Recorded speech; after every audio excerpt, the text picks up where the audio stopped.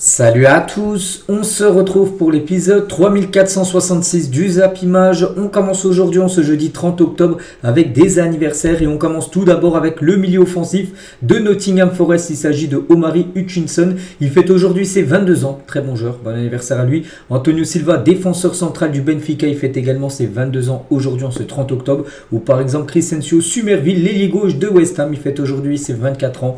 Bon anniversaire à tous ces joueurs. On continue.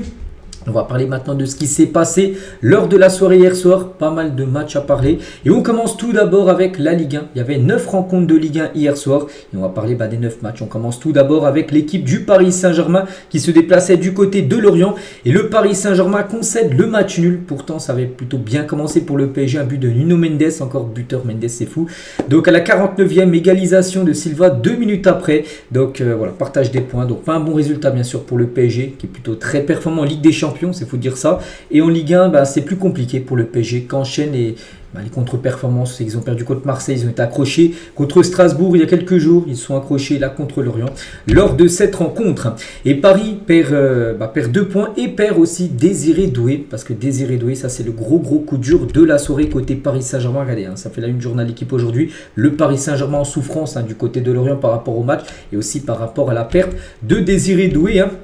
On va parler juste après. Et concernant Luis Enrique, donc qu'est-ce qu'il a pensé du match? Il a dit, j'avais dit clairement avant le match que ce serait un match difficile pour lui. Il n'y a pas de match facile dans le football. Chaque match est compliqué, mais personne ne m'a cru. Voilà, du côté de Paris, tout le monde pensait contre Lorient, qui est avant-dernier de la Ligue 1, pas de souci, le PSG va s'imposer facilement. Bah non, regardez lui, il l'avait dit avant le match, il avait prévenu ses joueurs, attention, ça va être compliqué aujourd'hui, ils vont être comme des morts de faim, tout ça. Et c'était le cas hier lors de ce match, bien sûr. Et toujours avec Enrique agacé après le match nul concédé à Lorient. Pourquoi ils nous ont posé autant de problèmes? Donc c'est facile, on avait un mauvais match et une très mauvaise première mi-temps. Voilà en gros pourquoi le PSG n'a pas réussi à s'imposer hier du côté de Lorient. Et concernant Désiré Doué, parce que bien sûr il n'y a pas la victoire, donc le match nul, un point pris, 2 points surtout perdus, et surtout la blessure de Désiré Doué. On sait qu'il avait repris il y a 2 semaines, bien sûr, Désiré Doué, voilà, reblessé les gars, et je ne sais pas ce qu'il a, mais c'est dur à voir, donc il s'est blessé tout seul, donc il devrait être absent plusieurs semaines en gros. Voilà, normalement, d'après ce qui se dit, parce qu'aujourd'hui il va passer une URM, mais d'après les dernières infos qu'on a pu voir, profonde déchirure de la cuisse droite. Donc là c'est musculaire, musculaire les gars, ça prend toujours beaucoup de temps. Donc là surtout si c'est une grosse déchirure, une profonde déchirure, ça va prendre beaucoup de semaines. Donc voilà, je pense qu'il y en a au moins pour 5-6 semaines minimum, vraiment pour Désiré Doué. Donc je pense qu'on ne le reverra pas sur cette année 2025. Ça c'est un gros coup dur, Lucas déjà loupé quasiment 1 mois et demi. Là, il y a quelques semaines, il est reparti pour quasiment, on va dire, 2 mois d'indisponibilité. On en saura beaucoup plus aujourd'hui. Mais voilà, si c'est une déchirure, les gars, ça va prendre énormément de temps à se remettre. Donc, on lui souhaite bien sûr un très bon rétablissement. Donc, il est bien évidemment déjà forfait pour le match mardi prochain contre le Bayern Munich. Et quand il est sorti du stade, même là, si on ne le voit pas trop, on peut le voir capuché, là, en bleu, au fond. Et il était en béquille, Désiré Doué. Donc, voilà, ça annonce rien de bon, bien sûr, pour le joueur parisien.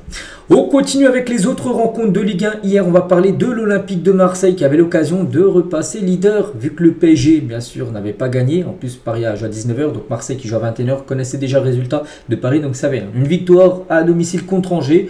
Et Marseille reprenait cette première place. Marseille n'a pas réussi à faire mieux que le match nul contre Angers. Donc, Chérif a été premier buteur côté Angevin avant que le festival Robinho Vaz, en l'espace de un quart d'heure, il a marqué un doublé. Et avant que Camara égalise côté Angers à la 96e minute de jeu. Marseille menait comme 2 à la 95e. Et Marseille est provisoirement leader de Ligue 1. Et du coup, non, ils ne sont pas leaders parce que bien sûr, ils ont été accrochés par cette équipe de Angers. Donc l'OM, l'occasion manquée bien sûr de repasser leader de ce championnat français. C'est que Marseille actuellement, ils ne sont pas non plus en crise.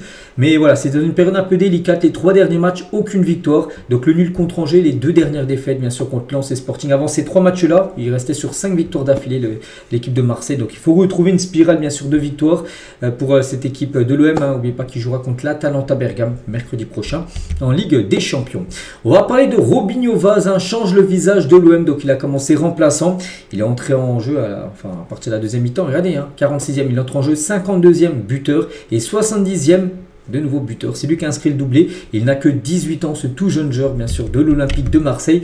Et il entre dans l'histoire du côté de Marseille avec son doublé. Le Minot devient le plus jeune joueur à inscrire un doublé en Ligue 1 avec l'OM depuis 1947. On est comme en 2025, donc il y a quasiment plus de 80 ans à peu près. Voilà, le record incroyable, bien sûr, de Robinho Vaz. Et concernant ce joueur, il ne sort pas du centre de formation de l'OM, hein, mais moi je ne savais pas. Enfin, j'ai entendu hier, parce que je regardais un peu le multiplex, voilà, tous les matchs de Ligue 1. Il était dans l'équipe jeune de Sochaux à l'époque, puis Marseille l'a recruté. Et maintenant, tu as l'impression voilà, qu'il a vraiment... Enfin, il a pas mal de temps de jeu. Après, est-ce que c'est un titulaire? Je pense pas encore. Mais s'il continue, bien sûr, à mettre des doublés, enfin, à marquer sur pas mal de matchs, bien sûr, il aura une place encore plus importante, bien sûr, dans l'effectif de l'OM. En tout cas, il fait un très gros début de saison, bien sûr. C'est la révélation en ce début de saison, Robinho Vaz. Et c'est lui, bien sûr, logiquement, qui a été élu homme du match lors de cette rencontre contre Angers. Et il a tout d'un grand déjà. Donc, le journal L'équipe attribue la note de 8 sur 10 à Robinho Vaz contre Angers après une appréciation savoureuse. Hein. Donc, cela commence à être sérieux, très sérieux. Et on n'en parle pas seulement d'un bilan statistique. Hein. L'impression aussi visuelle. Tu as l'impression aussi que le gars, il va très vite. Quand il a le ballon, ça va très vite. Hier, ça frappe sur le deuxième but aussi. Grosse puissance de frappe. L'impression que c'est un joueur vraiment complet. Donc laissé par Robinho Vaz, à moins Minot de 18 ans, est plus marquant encore. Hein, il s'en dégage un charme rare, une décontraction séduisante et enfin létale pour l'adversaire. Le gamin a renversé la table et le score en même temps. Bon, dommage hein, bien sûr, parce que ses efforts sont doublés. N'ont servi pratiquement à rien. Enfin, il a quand même marqué 2 buts parce qu'Angers, bien sûr, a égalisé en toute fin de match. On va parler d'Aubameyang, décisif, passeur D. Il y a eu un doublé de Robinho Vaz, mais une passe D d'Aubameyang. Sur le premier but de Vaz, c'est Aubameyang qui lui délivre une magnifique passe D. Donc 8 buts, 5 passes D quand même pour Aubameyang hein, sur ce début de saison. Des très belles stats hein, pour l'attaquant et gabonais. Et on prend des nouvelles aussi de Bilal Nadir, parce qu'on est très peur pour le joueur de l'OM, hein, parce que pendant Marseille-Angers, en interruption, hein, Bilal Nadir s'est écroulé seul sur la pelouse. Voilà, donc il est remplacé, sort sur civière.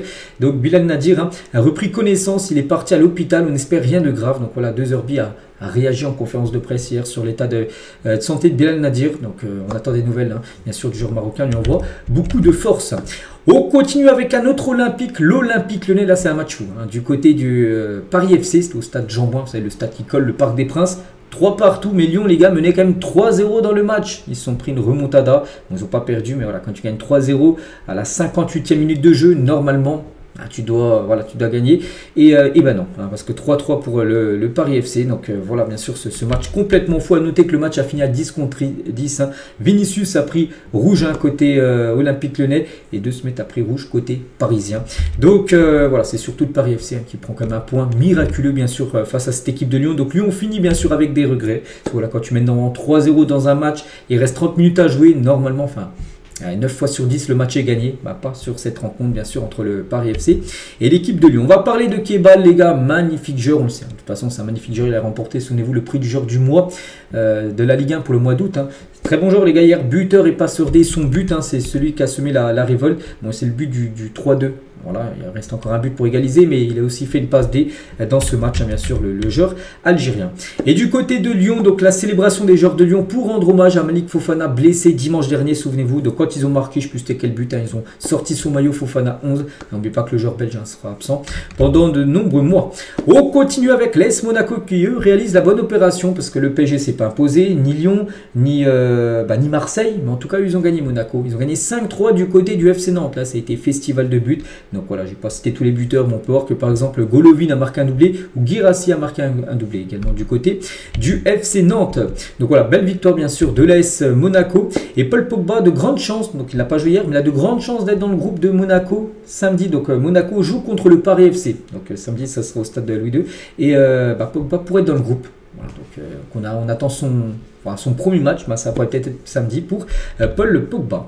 On continue avec Strasbourg aussi qui réalise une bonne opération en s'imposant 3-0 face à la Auxerre qui déçoit. Cette saison c'est compliqué pour les Bourguignons. Bon bref, Panicelli a été buteur, Nanassi et Barco. Ils ont quand même des sacrés talents. Hein. Cette équipe de Strasbourg et Joaquin Panicelli. Donc encore buteur avec Strasbourg. Hein. Donc 7 buts sur ses 5 derniers matchs de Ligue 1. Il est actuellement le meilleur buteur de Ligue 1. Je vous montrerai le classement tout à l'heure avec 9 buts. Donc regardez, hein, sur ses 5 derniers matchs, il a marqué 7 buts. Voilà, 2 contre Angers, 2 contre le PSG, 1 contre Jacques Lilonia, c'était en Europa Conference League, 1 contre Lyon et 1 contre la Auxerre. Voilà, quel joueur, bien sûr, hein, ce joueur, je pense que personne ne connaissait. Je ne le connaissais pas avant qu'il signe du côté de Strasbourg.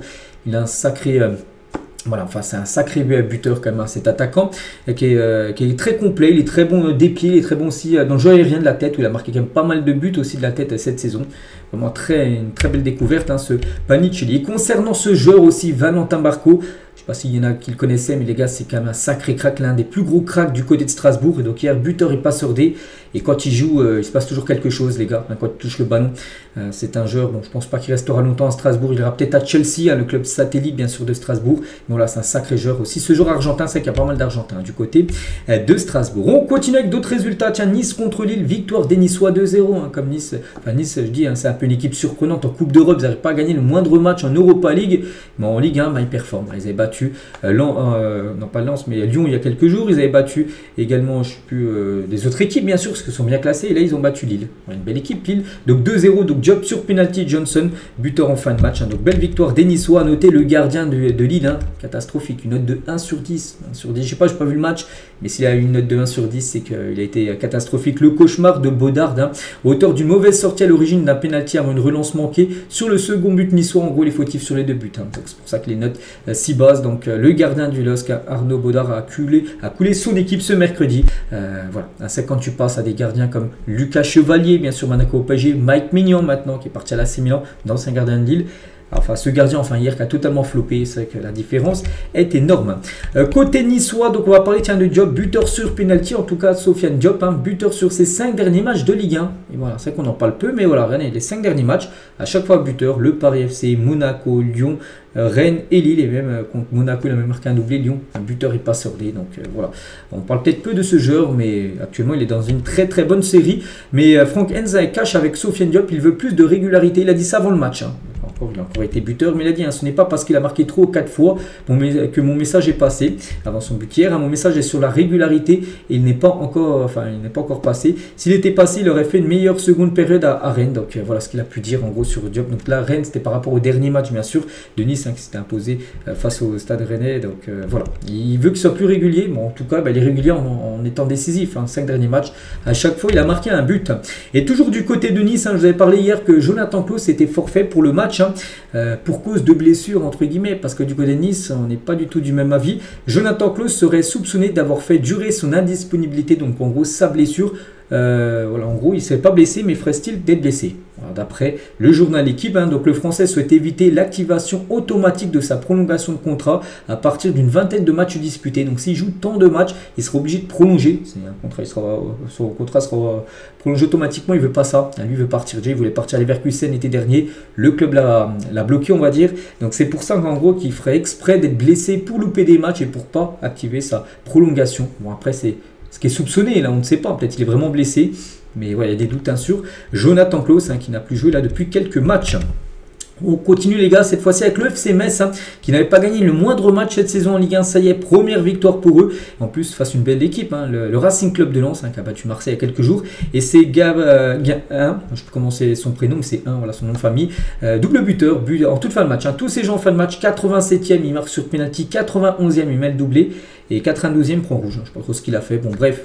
Il était dans tous les bons et mauvais coups. En tout cas, son équipe s'impose, hein, pour la première fois de la saison. Ça va faire du bien au FC Metz. Toulouse contre le Stade Rennais. De partout à noter. Rennes menait 2-0 dans le match et se sont fait revenir en fin de match. Hein. Cresswell et Donum sur penalty. Donc voilà, partage des points entre ces deux équipes. On sait que du côté de Rennes, Habib Beye, il était totalement sur la sellette. Donc il est maintenu. Ouais, il est maintenu sur le banc du Stade Rennais. Il n'est pas viré malgré que son équipe menait 2-0 et se sont fait revenir. Il y aurait eu des défaites, il aurait peut-être été viré, mais là le nul, ça pense encore pour lui. Donc c'est Arnaud Pouille, hein, qui l'a confirmé à la fin du match. Il a dit Beye me tenu. Oui, on vient de le dire au groupe à la fin du match. Il est parti voir le vestiaire pour dire oui qu'Habib Beye reste entraîneur de Rennes, hein, jusqu'au week-end qui arrive. Hein. Il nous faut des résultats et avancer. On se fait remonter, oui, de 2 buts. Hein. Mais il y a eu des bonnes choses. Essayons de travailler tous ensemble. Donc voilà, on verra après ce week-end. Nouveau match bien sûr pour le Stade Rennais. Donc là aussi, hein, il va jouer encore sa place bien sûr sur le banc de Rennes lors du prochain match ce week-end. Et le dernier match qu'on n'a pas parlé, c'était entre l'équipe du Havre et l'équipe de Brest. Un belle victoire du Havre 1-0. Ils ont gagné 1-0 il y a quelques jours contre la GOCR. Là, ils gagnent 1-0. Donc là, ça leur fait 6 points en l'espace de 4 jours pour l'équipe du Havre. Voilà, qui prend des points importants, bien sûr, dans l'optique du maintien. Du coup, tous les résultats de cette 10e journée de Ligue 1. Donc, il y a eu des matchs, il y a eu pas mal de buts. Le Monaco-Nantes, il y a eu 8 buts dans le match. Le Paris FC Lyon, il y a eu 6 buts dans le match. Là, il y en a eu 4 entre Toulouse et Rennes. Voilà, pareil entre Marseille et Angers. Donc, pas mal de buts. Je n'ai pas compté le nombre de buts qu'il y a eu, mais voilà, il y a eu pas mal de buts hier lors de cette journée.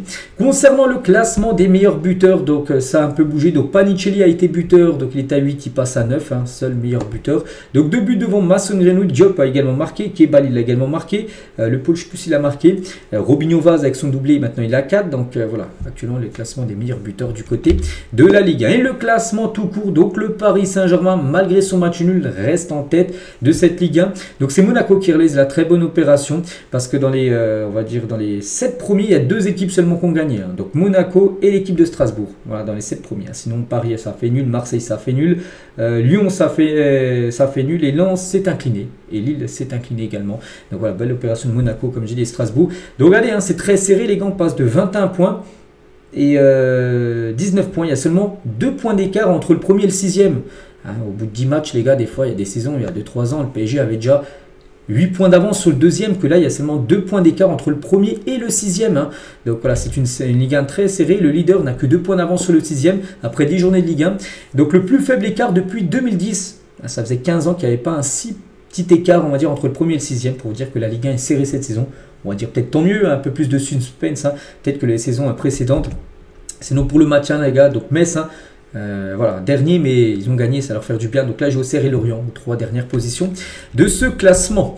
On continue, on va parler d'un autre championnat, le championnat de Serie A. Il y avait également une journée hier soir et on commence tout d'abord avec l'Inter Milan qui joue contre la Fiorentina. Et l'Inter, victoire 3-0, parfait. Donc Çalhanoğlu auteur d'un doublé et un but de Susic. Donc voilà, belle victoire bien sûr de l'Inter. Et notez que Çalhanoğlu avec son doublé a été élu homme du match. Donc félicitations Georges, il avait déjà été buteur, souvenez-vous, samedi dernier lors du match contre Naples. Vous avez perdu 3-1, c'est lui qui avait marqué côté Inter Milan. Et c'est vrai que sur ces 7 derniers matchs, il a inscrit 5 buts quand même en Serie A. Donc félicitations à lui. On va parler de la Juventus Turin qui a enchaîné 8 matchs d'affilée sans victoire. Ça y est, retrouve la victoire. Victoire 3-1 hier soir contre Udinese avec un but de Vlahovic, Gatti et un but de Yildiz, la jeune pépite turque. Ça va leur faire du bien, bien sûr, à cette équipe de la Juventus Turin. Et à noter qu'ils ont... hier, le match, il n'y avait pas d'entraîneur, c'était un entraîneur par intérim en attendant le nouveau coach qui devrait être Spalletti. Regardez, c'est Fabrizio Romano qui le dit. Luciano Spalletti à la Juventus Turin, here we go. Donc hier, c'était pas lui qui était sur le banc, comme je dis. Il n'y avait pas d'entraîneur, vu qu'Igor Tudor a été viré. Ils ont fait avec les moyens du bord. Ça s'est bien passé, vu qu'ils ont gagné. Mais aujourd'hui, Spalletti devrait être annoncé en tant que nouveau coach de la Juventus Turin. On continue toujours en Italie. Il y avait l'AS Roma contre Parme. Et l'AS Roma s'est imposé 2-1. Donc félicitations, bien sûr, à cette équipe de Rome. Et notez que Paulo Dybala a délivré une passe D. Il n'a pas été buteur, mais il a délivré une passe D et il a atteint la barre des 300 passes décisives, passe D et but en club. C'est pas mal à regarder. En tout, Dybala, c'est 585 matchs joués pour 201 buts et 99 passes D, dont une hier. Ce qui fait 201 plus 99, ce qui fait 300 fois décisive, but et passe D. Voilà, prochaine passe D pour lui, il atteindra la barre des 100 passes D. Paulo Dybala. Como contre l'AS Vérone, Como s'est imposé 3-1, donc belle victoire de cette équipe. Les buteurs, je pense que personne ne les connaît. Donc Douvikas, Poch et Vojvoda, en tout cas, voilà, ça gagne du côté de Como. Et l'homme du match, les gars, c'est aucun des trois. C'est plutôt l'ancien joueur de Lyon, Maxence Cacré, qui a réalisé un très gros match au milieu de terrain. Et c'est lui qui a remporté le prix d'homme du match face à Hellas Vérone. Et comme j'ai dit, Como, c'est une équipe voilà, qu'on ne parle pas beaucoup, mais une équipe qui marche et qui gagne et surtout qui ne perd pas. Como est sur une série de 8 matchs d'affilée sans défaite. Donc voilà, il y a des victoires, il y a des nuls, mais il n'y a pas de défaite. Voilà pour cette équipe de Como, il y a des sacrés cracks. Concernant les autres résultats que j'ai peut-être pas parlé, Bologne-Torino 0-0, la victoire de Cremonese 2-0 du côté du Genoa. On a déjà parlé de 2 matchs là, de mardi, donc on les a parlé hier. Donc aujourd'hui, les 2 derniers matchs de cette journée de Serie A, Cagliari, Sassuolo et Pisa reçoit la Lazio ce soir à 20h45 du côté du championnat italien. Je vous montrerai le classement demain quand tous les matchs bien sûr ont été disputés. On prend la direction cette fois-ci de l'Allemagne, c'était pas de la Bundesliga, c'était de la Coupe d'Allemagne. On commence avec le Bayern Munich. On sait que c'est à 13 victoires sur 13, et ben 14 victoires sur 14 les gars. En plus ça fait parfait avec le résultat 1-4, ben oui, 14 victoires pour eux. Donc une victoire en Coupe d'Allemagne contre Cologne 4-1, donc un but de Luis Diaz, un but de Mikel Olise et un doublé d'Harry Kane. Voilà, on va dire les 3 buteurs 3 meilleurs buteurs du Bayern, les 3 ont marqué lors de ce match. Donc le Bayern se qualifie pour le 8e de finale de cette Coupe d'Allemagne. Donc ça a été comme souvent un match à sens unique. Donc le Bayern a, comme j'ai dit, insaisissable cette saison. 14 matchs, 14 victoires, 51 buts marqués. Ils ont déjà dépassé la barre des 50 buts marqués alors qu'on n'est même pas encore au mois de novembre. Et seulement 10 buts concédés. C'est un gros rouleau compresseur bien sûr cette équipe du Bayern qui est certainement la meilleure équipe du début de saison. Voilà, le Bayern ils ont tout gagné. Il n'y a aucune équipe qui fait aussi bien sûr que le Bayern qui a mis la barre très haute.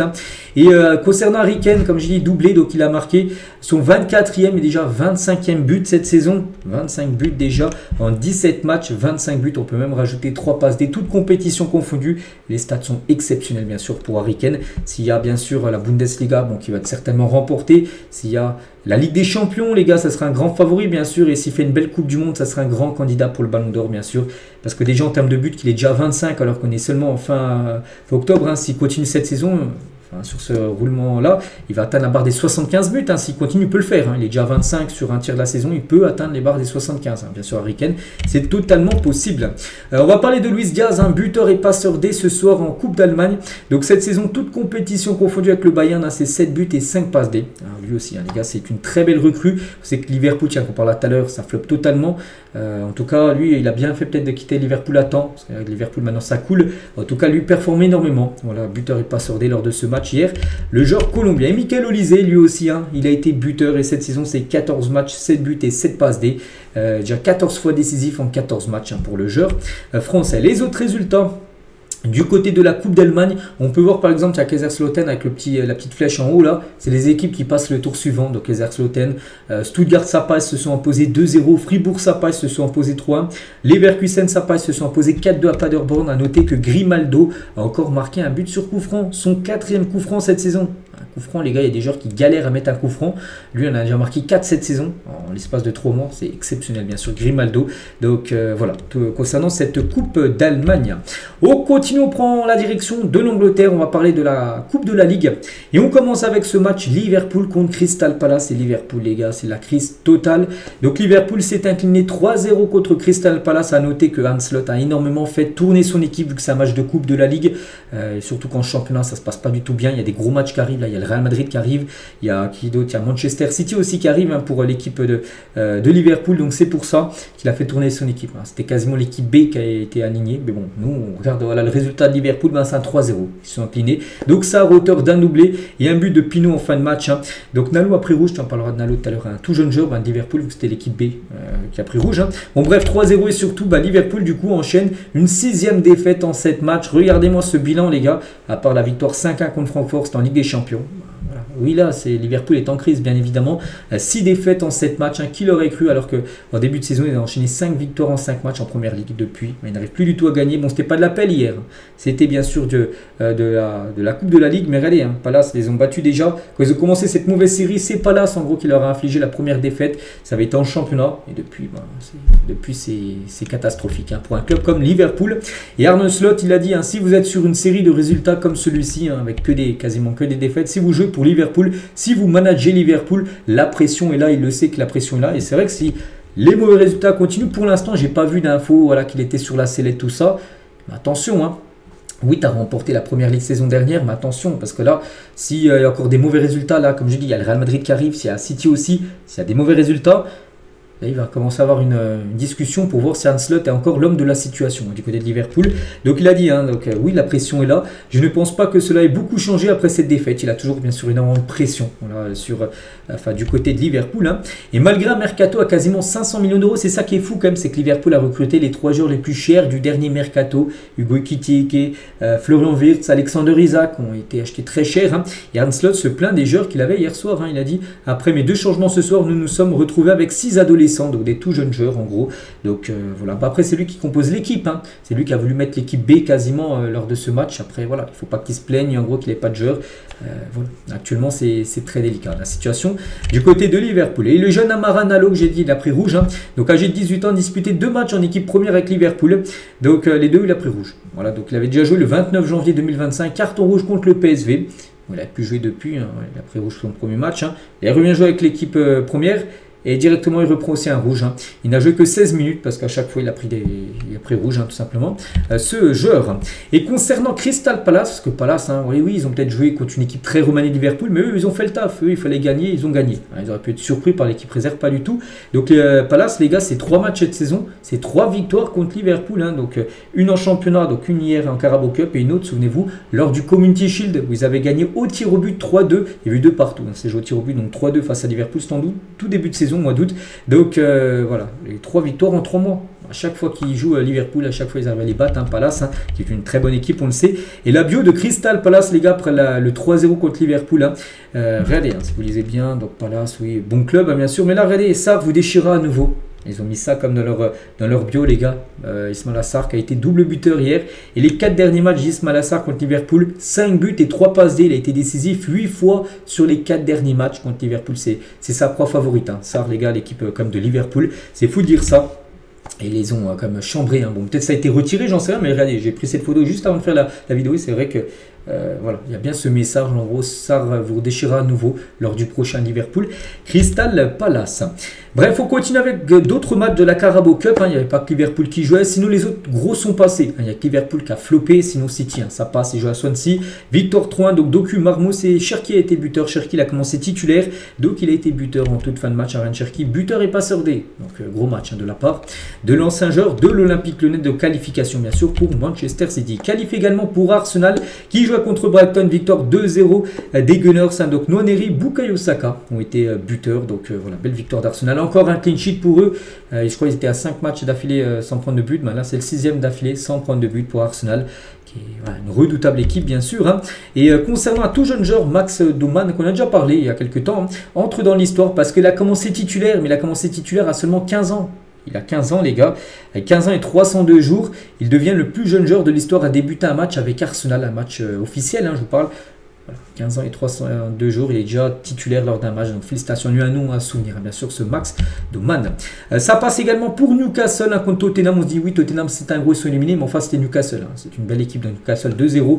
Char et Woltemed, encore buteur, un attaquant bien sûr, allemand.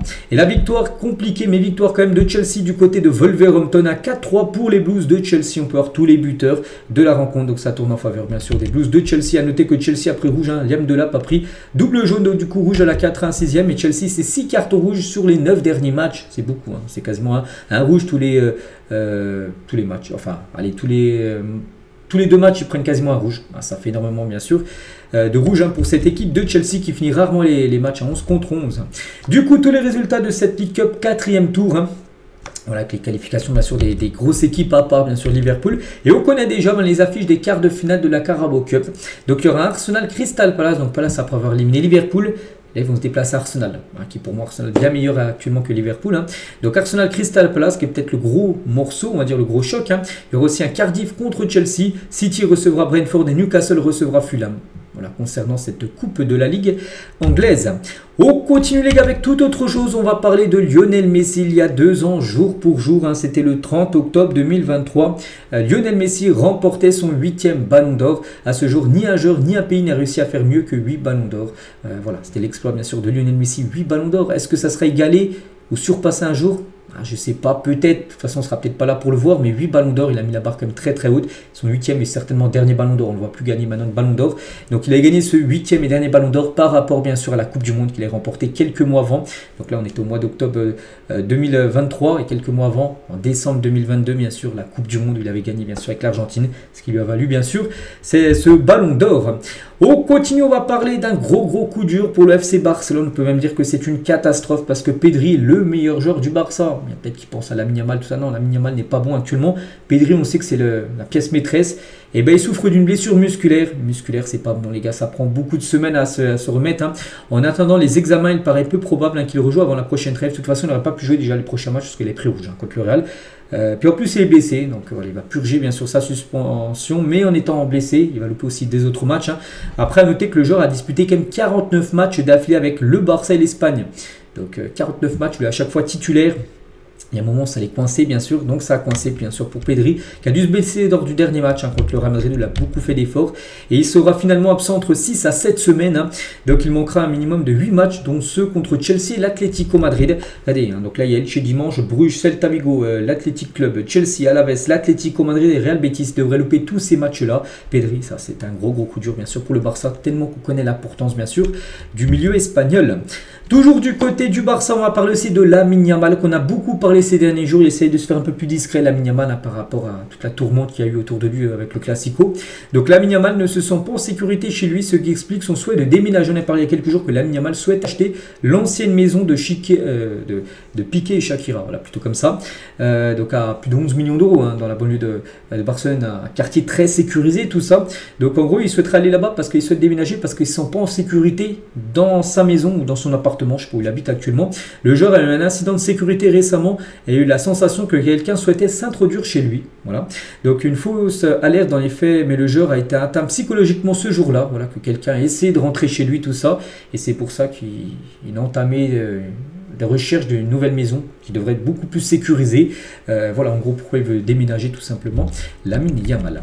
On va parler demain, c'est Halloween bien sûr, et sous le masque là du clown, c'est Vini Junior, voilà, qui prépare bien sûr Halloween avec sa copine. Tiens, Vini, qui s'est embrouillé avec les deux derniers joueurs là qu'on a parlé, Pedri et Lamine Yamal lors du dernier Classico. Mais en parlant de Vini, tiens, et ben il s'excuse après sa réaction lors du Classico face au Barça quand il est sorti, souvenez-vous, la 70e. T'es fou, hein. Oui, j'ai quitté le Barça, enfin j'ai quitté le Real Madrid. Il a insulté son coach, Xabi Alonso, tout ça. Il a dit, voilà, il s'est excusé quelques jours après, bien sûr, parce que là, la tension est redescendue. Il a dit aujourd'hui, je vous présente mes excuses à tous les supporters madrilènes pour ma réaction lors de mon remplacement pendant le Classico. Tout comme je l'ai déjà fait en personne pendant l'entraînement d'aujourd'hui, il a déjà fait à l'entraînement, bien sûr, de s'excuser devant le groupe. Il s'excusait aussi devant le coach et s'excuse maintenant publiquement envers les supporters du Real. Donc je veux aussi demander à nouveau pardon à mes coéquipiers, au club et au président. Parfois la passion me dépasse car je veux toujours gagner et aider mon équipe. Mon caractère compétitif vient de l'amour que je ressens pour ce club et pour tout ce qu'il représente. Je promets de continuer à me battre chaque seconde pour le bien du Real Madrid comme je le fais depuis le premier jour. Voilà, on voit ce qu'il a pu dire. Voilà, il est obligé de sortir des excuses parce que ça a beaucoup fait parler les gars quand il est sorti. Là. Il a surtout insulté comme son coach. Il a de la chance quand même de rejouer parce qu'il y a des joueurs qui insultent leur coach et fini les gars, on les voit plus pendant 5 mois plus jouer. Voilà. Et concernant Vini, c'est vrai qu'il aurait pu pas jouer beaucoup de matchs les gars, donc va le chercher, qu'il revienne sur le banc et dis-lui très clairement qu'il ne s'y revient pas et jouera très peu. Donc c'est Xabi Alonso qui a envoyé un membre du staff, vous savez quand Vini il est sorti, il n'est pas allé sur le banc, il est parti directement au vestiaire tellement qu'il était énervé de sortir.